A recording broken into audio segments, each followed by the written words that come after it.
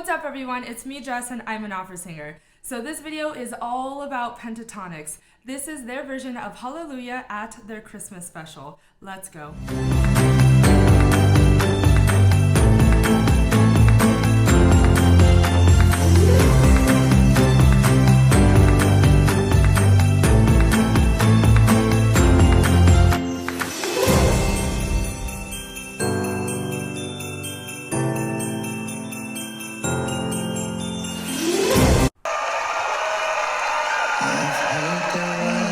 A secret chord that David played and it pleased the Lord. But you don't really care for music, do you? Nice. Okay, right off the bat, I love how Scott is differentiating this performance from their album recording, right? So their album recording of this, which I've heard a dozen times, goes, I heard there was a secret chord that David played and it are the same notes, but Scott just went, that David played and is a different note than it, right? And then as the song goes on, the recording goes, but you don't really care for music, do ya? Do ya? Are the same notes. And Scott goes, but you don't really care for music, do ya? Right? And it's just these nice subtleties that are so nice to hear. And those are things that I look forward to when going to a concert and hearing someone live. So just right now, job well done. I've heard there was a secret chord that David played and it pleased the Lord. But you don't really care for music, do you? Nice. Well, it goes like this: the fourth, the fifth, the minor fall, Nice. the major lift, Ooh, nice. the barefoot king composing hallelujah. Oh, yes. Okay. I want to quickly talk about prominence and balance. There was something so cool that happened. Those two things are something that you really need to take into consideration, especially when singing in a group. Prominence and balance. And specifically, the prominence of each member's note and their voice within the harmony, right? So when Scott was singing, but you don't really care for music, do ya? There was a prominence in Mitch's melodic line when he was singing in the harmony. And I had to quickly think, well, why would they do that? But then I was like, that was genius. And it's because Mitch's melodic line is the only line with movement so far, and his line is the last notes that you hear. He finishes after Scott finishes his little phrase. So I don't know what his pitches are, but I think it's But you don't really care for music, do you? right? That line that Mitch sings, his is prominent, and I loved that was brought forth because he was the last one to sing. Then immediately after that, he just came right back into the chord, and it was more of an equal balance between him, Kirsten, and Avi, and I think Kevin is singing as well. I'm not sure. And that was just really, really nice. Now, Scott's voice. I know Scott's voice, and Scott can sing. And I love what he did on the phrases, the minor fall and the major lift, right? He did some word painting by doing a descending run down on the word fall, and then on the word and the major going up was really nice to hear, because a lot of people usually go and the major lift. So just loved all of that word painting. Let's keep going. Hallelujah. Oh, Hallelujah. that gets me every time, y'all. Hallelujah. Oh, nice camera pan. Hallelujah.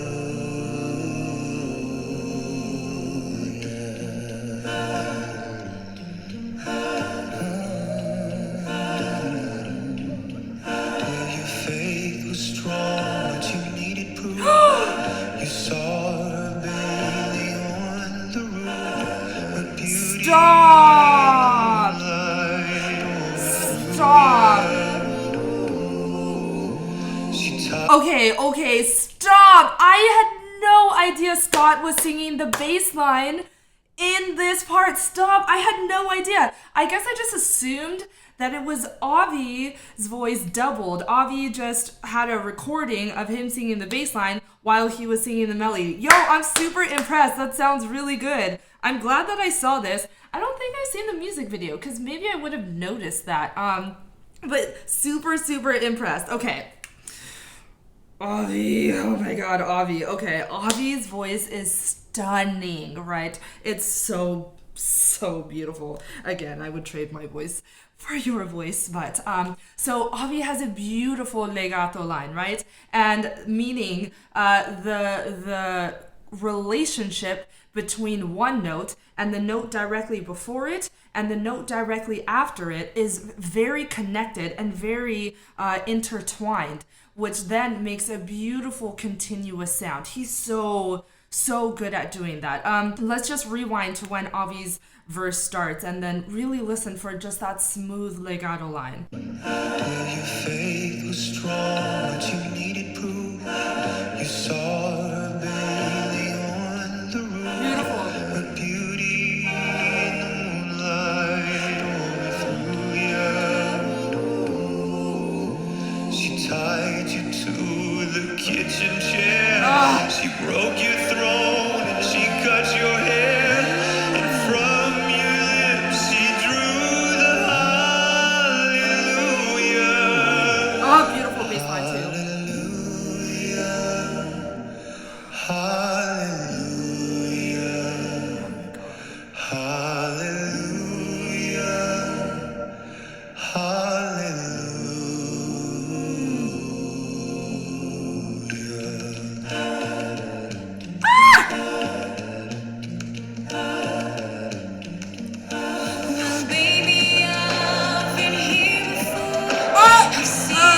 Stop. Kevin is multitasking. It's crazy what I'm saying because I haven't seen the music video. Kevin is multitasking, y'all. He's keeping 3 beats, 3 different rhythmic patterns going on at the same time. Do you know how hard it is to keep one rhythmic pattern going on at one time? So it looks like he's got 1, 2, 3, 4. So it looks like he's got the 8th note in his left hand. Dun dun dun dun dun dun dun dun dun dun dun dun. I don't know what he's doing with his right hand. My brain just can't process anything after what is going on here. So he's got something else going on in his right hand, and then he's got a completely different rhythmic pattern going on with his beatboxing. Y'all, I'm dumbfounded. Let's just go back to when he started that because I'm so impressed.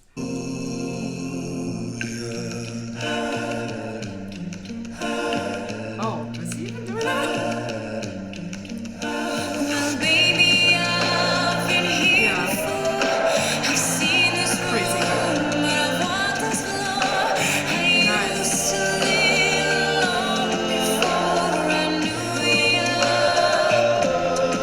Beautiful harmony.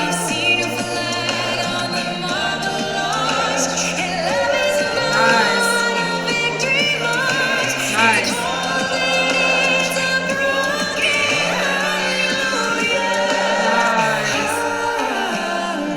Okay. Beautiful. Okay, I'm gonna pause right here. Kirsten, is it Kirsten or Kirsten? I don't know. Kirsten has a voice that leans more towards the brighter side. And I notice when she sings a lot on like a side smile, or even when she's singing high, she has kind of like a smile lift to her. And that's actually going to be advantageous to her because a lot of the music that she sings just sits really high. By having that slightly brighter tone, it's just going to make that sound really high sound very effortless and easy. I actually want to point out something super powerful about the last phrase that she sang. So the last phrase she sang was, "It's a cold and it's a broken hallelujah." something like that, right? But she's saying the entire phrase in one breath. And what that does is the sentence of that is saying that hallelujah is cold and broken, right? It's using cold and broken as adjectives to describe the word hallelujah. And the reason why I'm bringing this up is because I recently saw a couple of live performances of other people singing this song, and they took a breath before hallelujah. And it was mind-blowing how different it made that sentence sound. So let me give you an example. It's a cold and it's a broken hallelujah. By putting the breath before hallelujah, it made hallelujah seem like an exclamation, an outcry, an interjection that was so powerful and so consuming, you couldn't even finish your sentence of it's a cold and it's a broken. You all, when I heard that that breath before hallelujah, I was baffled by how crazy different it sounded. This is what I'm going to do. I'm going to find a couple of clips of different singers taking that breath and then play the way Kirsten and a lot of people sing it all in one breath, back to back, to see if you all can hear those differences. And it's not whether one is better than the other, right? Again, what I'm very much about is appreciating the differences between the two. It's not somebody who has seen the light. It's a chord and it's a broken hallelujah.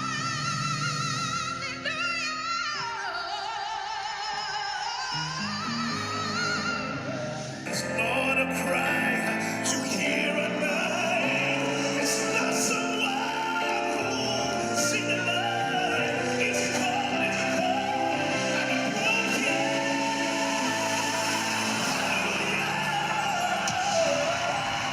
Now let's hear Kirsten sing it with no breath. And I've seen a flag on the marble arch, and love is not a victory march. Nice. It's a cold and it's a broken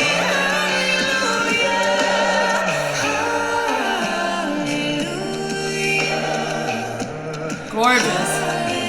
Yes, Kevin. Woo!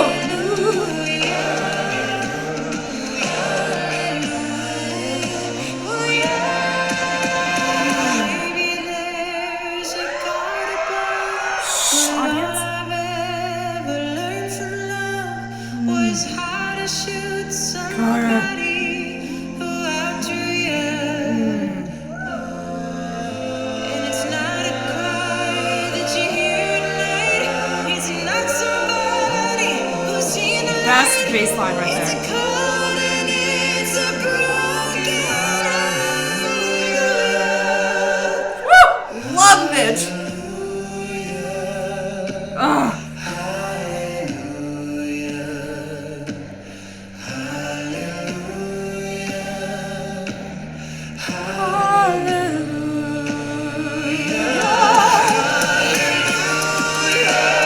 Yes, you hear the prominence of Scott? Yes, Kevin. Yeah.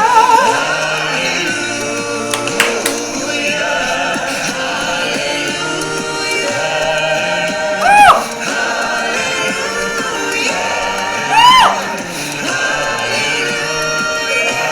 Yes.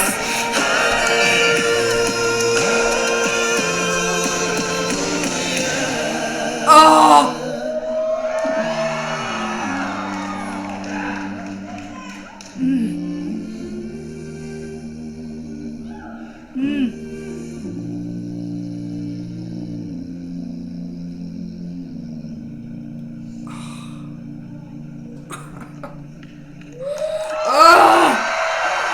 Yes. Oh my God. There's so many things I didn't notice, all because I haven't seen the music video, or I don't even think I've seen any videos of them singing this live. I'm just shocked at how many things I've noticed. Anyways, I hope y'all enjoyed this. This was really, really, really fun to just see and hear different and pick up on different things you just wouldn't catch on to in an audio, at least me. If you liked all that you saw, please make sure to hit that subscribe button down below. Let me know if you're a huge Pentatonix fan in the comment section, and give me some ideas of what other performances I should react to.